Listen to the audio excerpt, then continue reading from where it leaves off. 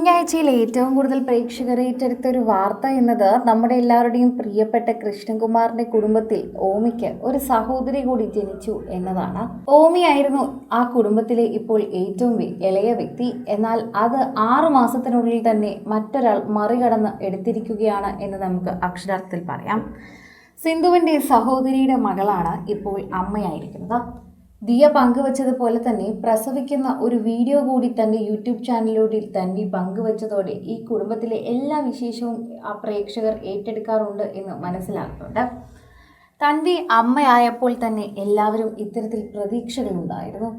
എന്നാൽ ദിയയുടെ പ്രസവ സമയത്ത് ആ മുറി നിറയെ ആളുകളുണ്ടായിരുന്നുവെങ്കിൽ തൻവിയുടെ പ്രസവ സമയത്ത് തൻവിയുടെ ഭർത്താവ് യോജി മാത്രമാണ് ഉണ്ടായിരുന്നത്. ഒപ്പം കുറച്ച് സിസ്റ്റേഴ്സും സഹായിക്കാനുള്ളവർ മാത്രമാണ് അവിടെ പ്രത്യക്ഷപ്പെട്ടിരുന്നത്. അങ്ങനെയാണ് അവിടെ പ്രസവങ്ങളെല്ലാം നടക്കുക. വിദേശത്താണ് തൻവി നിൽക്കുന്നത്. 3 മാസം കഴിഞ്ഞ് മാത്രമേ വിദേശത്ത് നിന്ന് ഇവർ കുടുംബസമേതം ഇനി നാട്ടിലേക്ക് എത്തൂ. അന്ന് കാണാനുള്ള തയ്യാറെടുപ്പിലാണ് ഇപ്പോൾ ദിയ നിൽക്കുന്നത്. ദിയയ്ക്ക് കുഞ്ഞുങ്ങളെ വളരെയധികം ഇഷ്ടമാണ്. അതുകൊണ്ട് തന്നെ തൻവിയുടെ 2ാമത്തെ കുഞ്ഞിനെ എടുക്കാനുള്ള ഒരു തിടുക്കത്തിലാണ് ദിയോൾ ഇപ്പോൾ ഉള്ളത്. അത് ദിയ പറയുകയും ചെയ്തു. അതുകൊണ്ട് തന്നെ തൻവി ഇത്തരത്തിൽ വീഡിയോ പങ്കുവയ്ക്കുമ്പോൾ എല്ലാവർക്കും ഒരു അത്ഭുതവുമില്ല. കാരണം ദിയയുമായി വളരെയധികം അടുത്ത് നിൽക്കുന്ന ഒരു താരം തന്നെയാണ് തൻവി യൂട്യൂബ് ചാനൽ തുടങ്ങിയപ്പോൾ തന്നെ ദിയയുടെ ആരാധകരാണ് ഭൂരിഭാഗം അവിടെ കമൻറ്റ് ചെയ്തെത്തുന്നതും ഒക്കെ തന്നെയും. അതുപോലെ തന്നെ ദിയയുടെ ഫേവറേറ്റ് എന്നും ഫസ്റ്റ് ചൈൽഡ് എന്നൊക്കെ വിളിക്കാൻ പറ്റുന്ന തൻവിയുടെ ആദ്യത്തെ മകൻ ലിയാനെ മലയാളി പ്രേക്ഷകർക്ക് വളരെയധികം സുപരിചിതയാക്കിയത് ഈ താരം തന്നെയാണ് എന്ന് പറയാം. അതുകൊണ്ട് പ്രേക്ഷകരെല്ലാവരും ഇപ്പോൾ തൻവിയുടെ ഈ ഒരു വാർത്ത ഏറ്റെടുക്കുന്നുണ്ട്. ടെൻഷൻ അടിച്ചു പോയൊരു നിമിഷമായിരുന്നു തൻ്റെ പ്രസവം എന്നതുകൂടി തൻവി എടുത്തു പറയുന്നു. ഞാൻ മാത്രമല്ല, തൻ്റെ ഭർത്താവ് യോജിയും അത്തരത്തിൽ തന്നെയായിരുന്നു. വാട്ടർ ബ്രേക്ക് ആയാലും കുറേ സമയമുണ്ട്. കഴിഞ്ഞ പ്രാവശ്യം എനിക്കിത് അറിയാവുന്നതാണ്. ആദ്യത്തെ പ്രാവശ്യം നമുക്ക് കുറച്ചൊക്കെ തന്നെയും വളരെയധികം ബുദ്ധിമുട്ട് തോന്നും.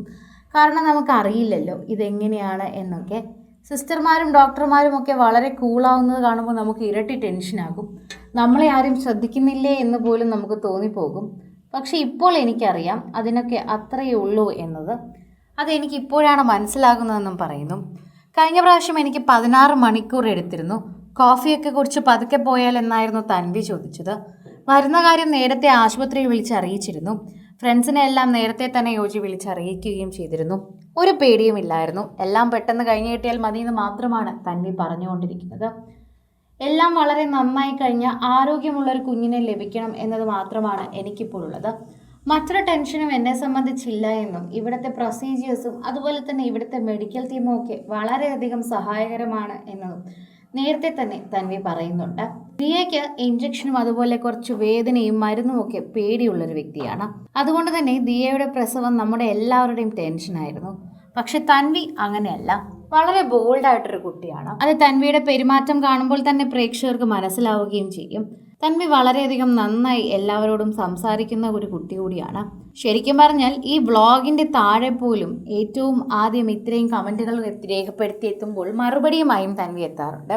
കൂടുതൽ സിനിമ, സീരിയൽ, ചാനൽ വാർത്തകൾക്കും നിങ്ങളുടെ പ്രിയപ്പെട്ട താരങ്ങളുടെ എക്സ്ക്ലൂസീവ് അഭിമുഖങ്ങൾക്കുമായി സബ്സ്ക്രൈബ് ചെയ്യാൻ മറക്കല്ലേ.